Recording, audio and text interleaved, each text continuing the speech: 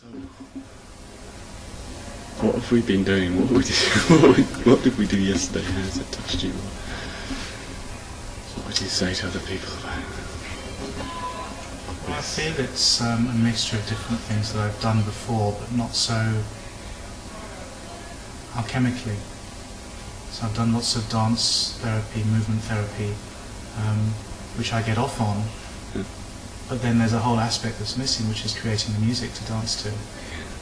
And in theory, with dance therapy, it takes you out of your mind. But in practice, a lot of the time, I'm still thinking about how I'm relating to other people in the room, and maybe not so much about what's happened before and what I'm going on to afterwards, but there's still a lot of mental chatter. But there's something about being creative with sound which is very primordial for me, and I found that my mind was quieter. And then we were working with people, making music and dancing to that music and witnessing that process. And it was a very complete structure. You know, we weren't relying on some copyrighted CD of really great trancey music to dance to.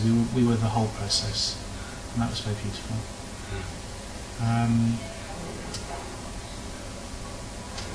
And in a way that was more authentic. Sometimes what happens, in my experience of moving to connect to myself, is that the music totally ignites me and it takes me wherever the music is going and not necessarily where I'm going. Especially in larger groups, and because we had a smaller group there, it was possible for me to get to some of the stickier stuff, the deeper stuff. I was very touched by it. And what did that do for you when getting to that? What was?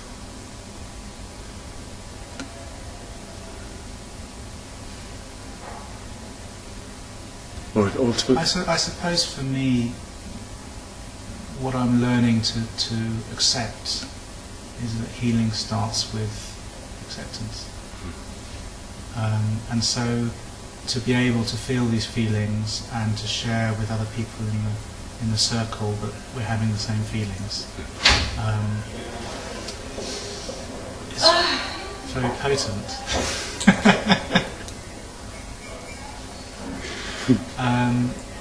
Very potent because it allowed me to stay there.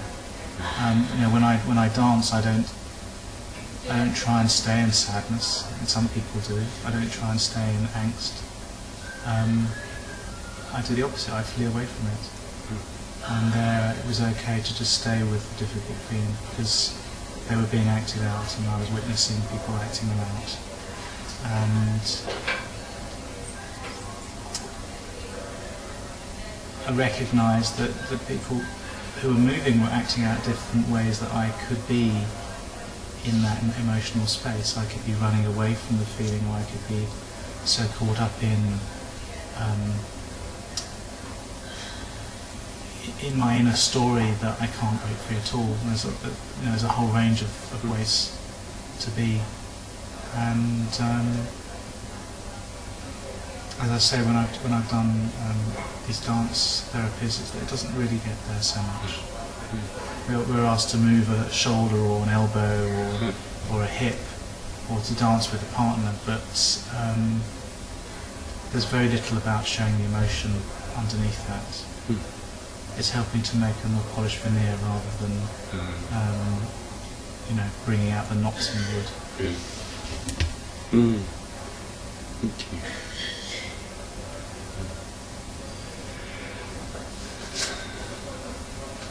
I was wondering if there's anything else to say about this, about what we did, or it would be useful in you know, if somebody was to go to a web page and see some written words, if they could hear you saying or hear any words about this process, and you said quite some very amazing things about it.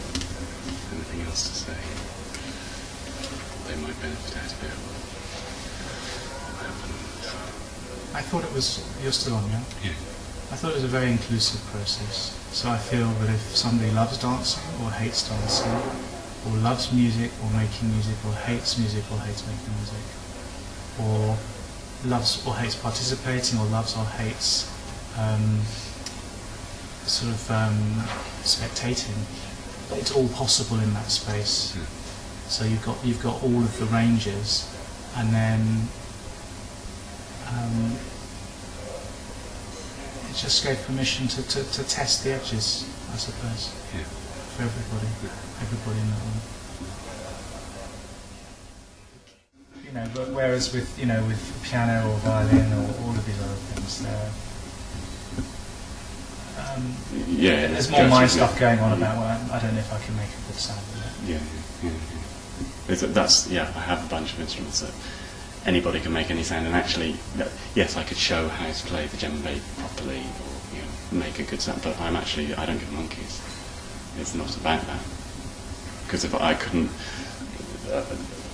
like with the dance, the movement, you couldn't have choreographed that in that kind of way. The same with the sounds and how people were making sounds and beginning and ending and stopping and starting, and there was crescendos and diminuendos and playing in the mood, going for the spaces, and all this similar stuff that we taught in dance. But it's also, I guess what's happening is it's allowing people to access a pluralistic way of thinking, multi-dimensional thinking, and that's why it can't be choreographed, because choreography is normally linear.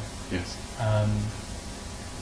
Whereas here you've got any particular emotion or spatial shape or tone or sort of importance coming from the music and the rhythm, and any one of those things can impact in any way at any moment. So it's too much to choreograph. Yes. And it shouldn't be. It's like walking in nature when you hear a bird sing, and it's just the right time for that bird to sing. So brilliant. Thank you. Thank you.